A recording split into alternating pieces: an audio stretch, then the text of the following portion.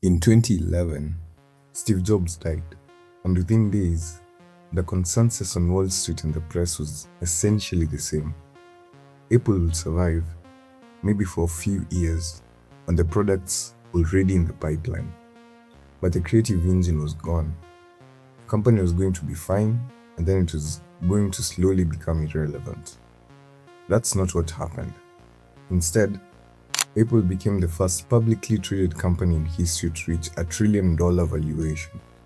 It launched the best-selling watch of all time. It replaced the processors in its own computers with chips it designed itself, outperforming hardware that Intel had spent decades building. None of this was supposed to happen without Steve Jobs, and almost none of it was his idea.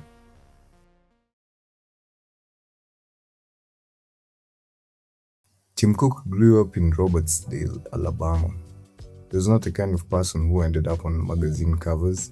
He didn't sketch products on whiteboards or wear the same outfit every day to signal a commitment to higher priorities. He was methodical and precise, comfortable in a spreadsheet in a way most people who build tech companies are not. By the time he was 31, he was the director of the North American fulfillment at IBM. It was a logistics role where he made sure that complicated things moved reliably from where they were made to where they were needed, at scale and on time, with as little waste as possible. He left IBM for Intelligent Electronics, then Compaq in 1997, where he rose to vice president. 6 months into that job, he got a call from Steve Jobs. Apple in 1998 was not the company it would become. It was losing money. The iMac was in development but had not shipped yet. They bought the company Jobs created after being kicked out of Apple next, which meant that Jobs came back as a board member. Jobs being Jobs, ended up as CEO, and we all know the story.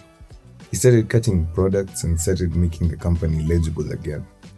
But the internal operations were a mess. Inventory was piling up, factories were running on forecasts that were consistently wrong.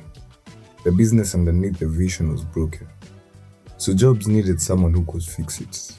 Not another visionary, as he was already one. He needed someone who understood how a company actually works. How product moves from factory to shelf, how cost structures compound over time, how the gap between what you make and what you sell determines whether any of it actually matters. Cook's colleagues told him he was making a mistake.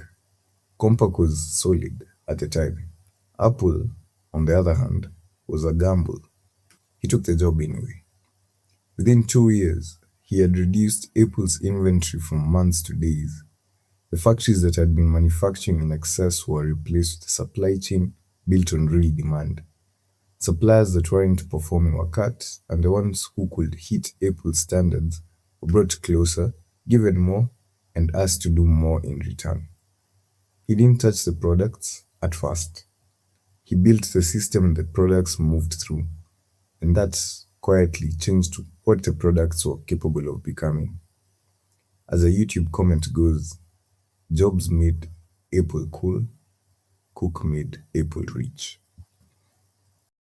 Most businesses, consulting and professional service businesses, are built around the work, the thinking, the delivery, the relationship. The assumption is that if the work is good enough, everything else follows. And it does for a while. Revenue comes in and the clients are happy. The business looks like it's working. But at a certain scale, something starts to shift. The work is still good and the clients are still happy. But the revenue is inconsistent in a way that has nothing to do with the quality of what is being delivered. Some months are full, others are thin. There's no reliable way to look forward and know what's coming. What Cook understood instinctively is that this kind of unpredictability isn't a product problem, it's an architecture problem. So the business underneath the work has not been built yet. When Jobs died and Cook became CEO, the expectation was that he'd become a steward. Preserve what was built, don't experiment too much, don't deviate from the philosophy that made Apple what it was. Cook made a different calculation. Jobs had strong opinions about the iPhone. One of them was about the size.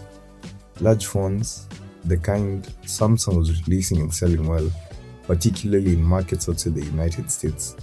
Jobs had dismissed. If you can't get your hand around it, no one's going to buy that. Cook had been spending time in China. He'd been watching what consumers outside the US wanted, doing the kind of market listening that Jobs, who trusted his own instincts deeply, had never prioritized in the same way. What Cook saw was that a phone's ideal size was not a universal truth, but a cultural assumption.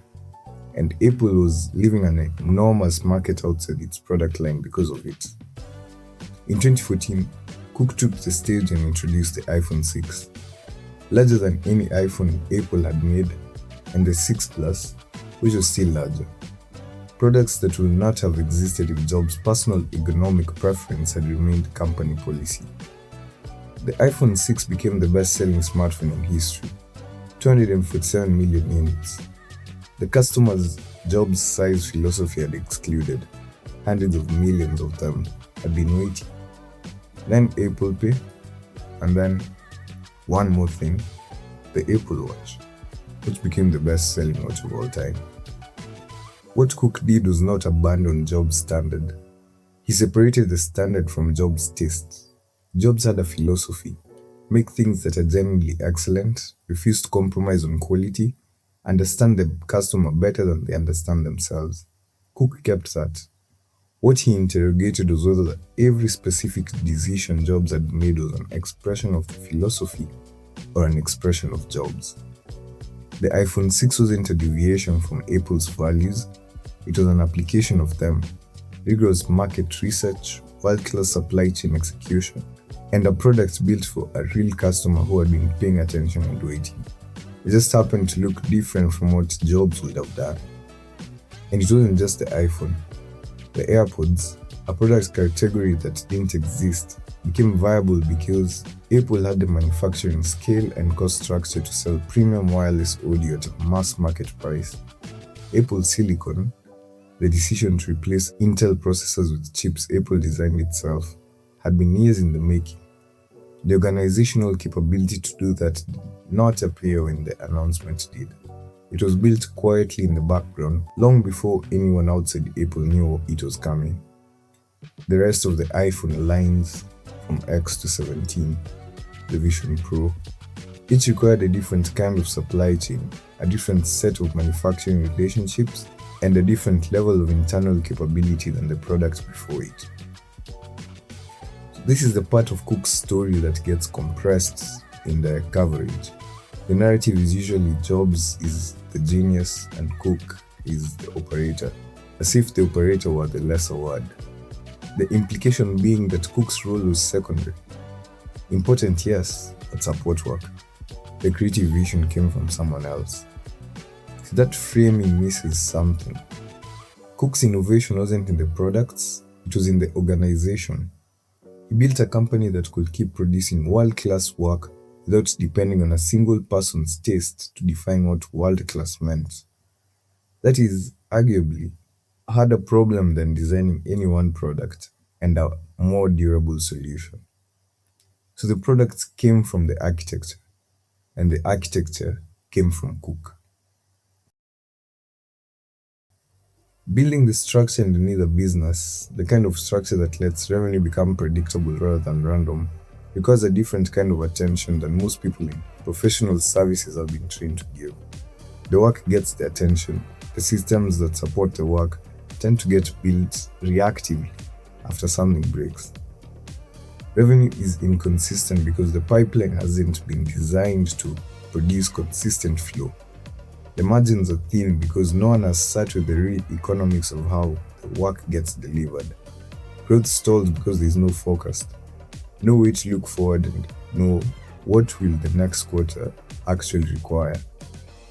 The instability stops being about the quality of the work or the size of the audience. It becomes about what's underneath. The pricing that was set without knowing the real cost of delivery, the capacity that gets consumed without knowing where it went, the revenue that looks healthy until you try to focus the next quarter and realize there's no basis for that number. Cook's obsession wasn't with making more, it was with understanding what each thing cost and what it was worth. That clarity is what margin actually is, and most consulting businesses never build it. That is ultimately what leverage systems is trying to solve. If you want help building that kind of structure into your own business, there's a link below. Cook didn't set out to be remembered, he set out to build something that will keep working after any single person's involvement in it ended, including Jobs, and eventually including his own. The trillion-dollar company isn't the product of the products, it's the product of the architecture that let the products keep coming. He built it quietly before anyone thought it mattered, in the years when the headlines were still about someone else. That's what the architecture does.